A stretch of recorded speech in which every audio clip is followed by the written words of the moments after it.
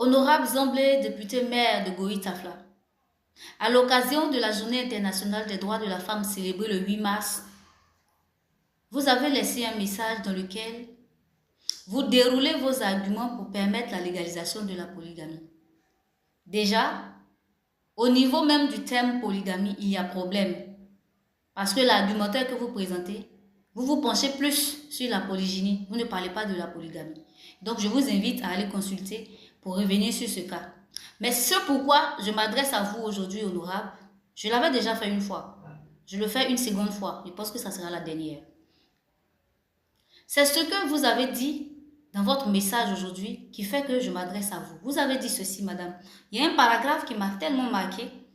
Vous dites, ces femmes qui sont souvent des deuxième ou troisième épouses n'ont pas de télévision, pas de téléphone Android et encore moins de connexion Internet pour suivre des débats qui se font sans elles. Pourtant, elles font partie intégrante de notre nation et méritent que l'on s'arrête sur leur situation avec humanité et pragmatisme.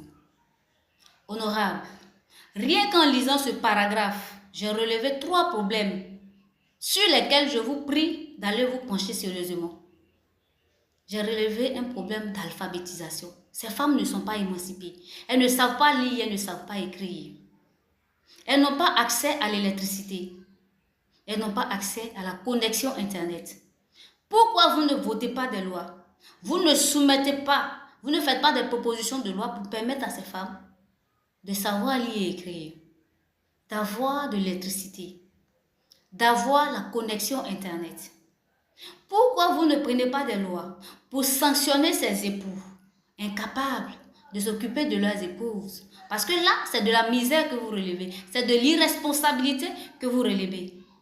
Vous n'êtes pas en train de relever un problème qui fait que, bon, en fait, quelque chose dont c'est la légalisation de la polygamie qui empêche cela de se réaliser. Non. Ce que vous relevez ici, c'est de l'irresponsabilité des hommes. Un homme qui se prend plusieurs épouses, qui n'est pas capable de s'en occuper, pourquoi vous ne sanctionnez pas? Pourquoi vous ne cherchez pas à voter des lois pour sanctionner ce dernier? Mais vous êtes en train de voter des lois pour même empirer la situation, parce que ce n'est pas le fait de dire que la polygamie est légalisée qui va changer ces conditions ici relevées par vous. Ce n'est pas ça qui va changer ces conditions. Donc, commencez d'abord à couper le mal par la racine. Couper le mal par la racine, c'est émanciper ces femmes-là. Permettre à ces femmes-là de pouvoir s'exprimer, de pouvoir faire un choix.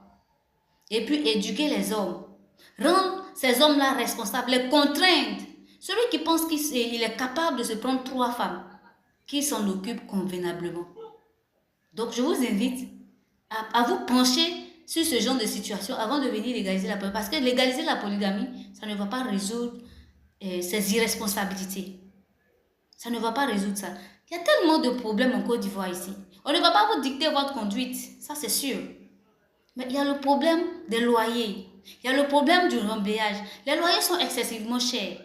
Les hommes ont du mal à payer les loyers et vous venez légaliser la polygamie pour qu'ils puissent vivre encore dans un état de précarité. Parce que ce que vous avez relevé ici, là, c'est la précarité.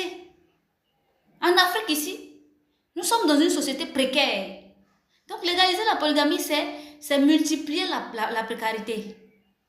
C'est multiplier la précarité. Donc je vous invite à vraiment vous pencher sur ce qui est essentiel pour nous actuellement.